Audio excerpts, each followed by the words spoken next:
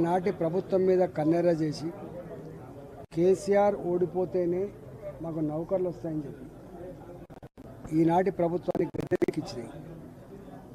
వీళ్ళ మేనిఫెస్టోలో వీళ్ళ మీటింగ్లలో ఇచ్చిన హామీలు చూస్తే అసలు ఆనాటి హామీలకు ఈనాటి చేతులకు పొంతం లేదు.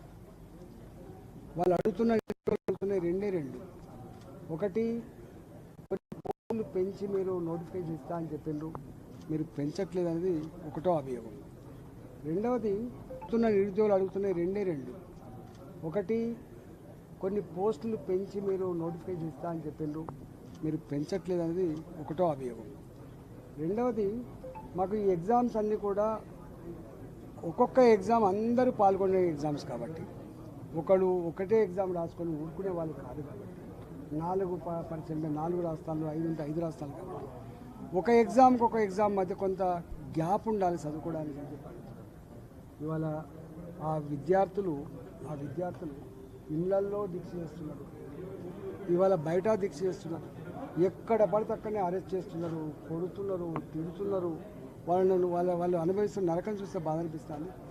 అంటే ఇవాళ మొత్తం తెలంగాణలో ఉన్నటువంటి విద్యార్థి లోకానికి, చదువుకున్న యువతకి ఈ 6 నెలల కాలంలోనే ఈ ప్రభుత్వం మీద ఒక అసహ్యం కలిగింది.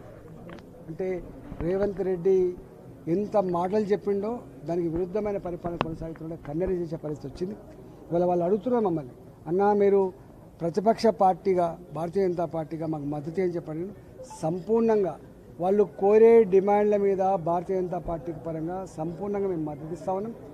వాళ్ళు చేసే ఉద్యమాల్లో మేము పాల్గొంటామని చెప్పి కూడా చెప్తా ఉన్నాం. ఇప్పటికే మా బీజేవైఎం తెగించి ఇలా లాఠీ ఛార్జీలు చేసినా, కేసులు పెట్టినా, జైళ్ల పాలు చేసినప్పుడు కూడా కొట్లాడుతూ ఉంది. మేము వెంట ఉంటామని చెప్పి తెలియజేస్తా ఉన్నా. ప్రభుత్వం కూడా బేచిజాలకు పోకుండా తక్షణమే వాళ్ళ డిమాండ్ని ఆమోదించమని చెప్పి నేను డిమాండ్ చేస్తున్నాను.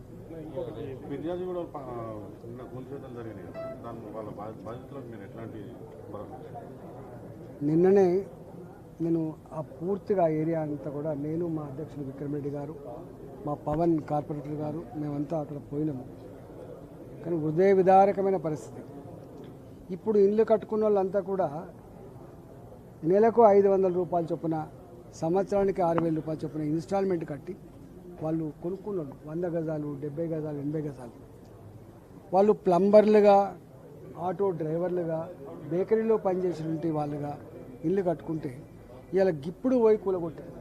వాళ్ళకు మున్సిపల్ పర్మిషన్ ఉన్నది, వాళ్ళకు జిహెచ్ఎంసీ పర్మిషన్ ఉన్నది, వాళ్ళకు ఆనాడు రెవెన్యూ వాళ్ళకు కూడా అన్ని రకాల ఎలిజిబిలిటీ ఉన్నాక కూడా కేవలం అక్కడ రాజకీయాల కోసం మాది చూయించుకోవాలన్నటువంటి అహంకారంతో ఇవాళ స్పెసిఫిక్గా కొంతమంది ఇళ్ళే ఇలా కూలగొట్టడం జరిగింది.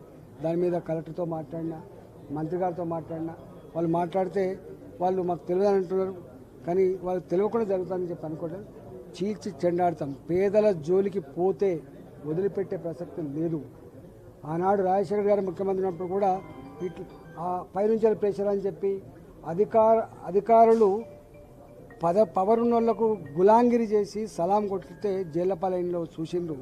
ఇవాళ కేసీఆర్ హయాంలో కూడా ఇవాళ మేము ముఖ్యమంత్రి గారు ఆఫీస్ చెప్పిందని చెప్పి కనుక అడ్డగోలుగా సిస్టాన్ని పక్కకు పెట్టి, చట్టాన్ని పక్కకు పెట్టి చేస్తే ఏమైందో చూసిండ్రు. ఇవాళ కూడా చిన్న పెద్ద నాయకులు కనుక ఏదైనా అక్రమమైన పని చెప్తే, ప్రజలను దౌర్జన్యం చేసే పని చెప్తే మళ్ళీ ఆ పనిలో పాల్గొంటే వీళ్ళకు కూడా అదే గతి పడుతుందని చెప్పి హెచ్చరిస్తూ ఉన్నాను.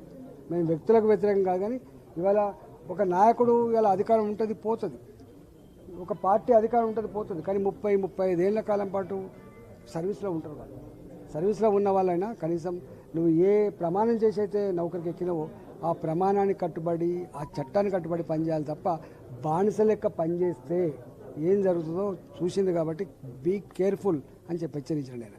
నేను హెచ్చరించడం తప్పకుండా వాళ్ళకి సంపూర్ణంగా అండగా ఉంటాం. భారతీయ జనతా పార్టీ ఈ జిహెచ్ఎంసీ పరిధిలో పేదల ఇళ్లను కూల్చివేస్తే, పేదల జీవితాలతో ఆడుకునే ప్రయత్నం చేస్తే క్షమించే ప్రసక్తి లేదు. మన జేజమ్మతో అయినా కొట్టాడే ప్రయత్నం